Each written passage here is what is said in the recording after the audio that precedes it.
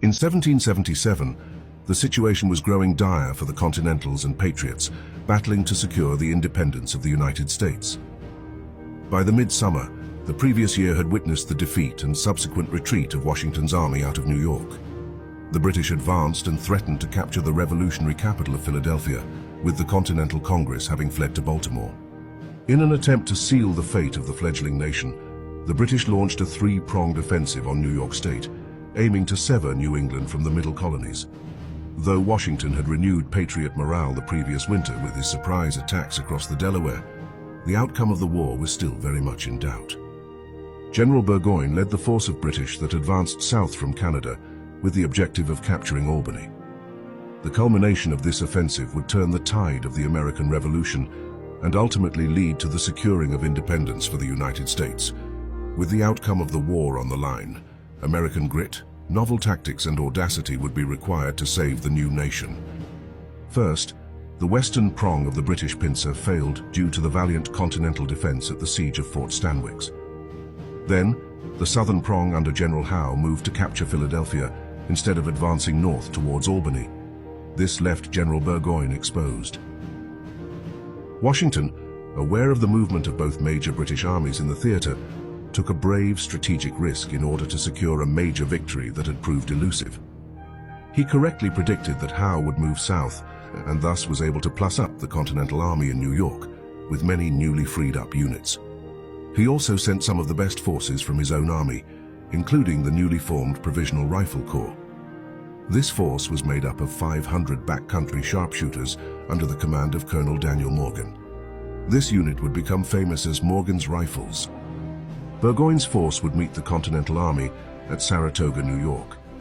While the actions of many patriots would aid in the victory over the course of the two battles that occurred there, perhaps none affected the outcome as much as Morgan and his woodsmen.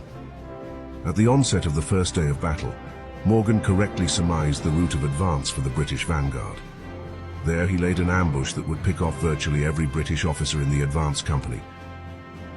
Instead of withdrawing, Morgan seized an opportunity to knock the British off balance, like a haymaker at the start of a fight.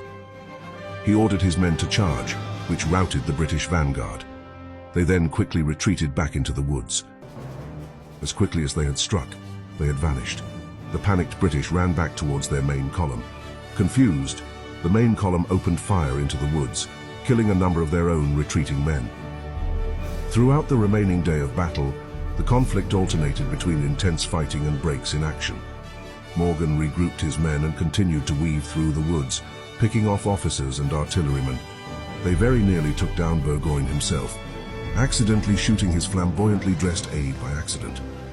The first battle was a draw, but a decisive engagement would occur between the armies 18 days later. Burgoyne launched an all-out assault. Again, Morgan and his men, ascending into American legend, would succeed in exhibiting peak American bravery and martial skill.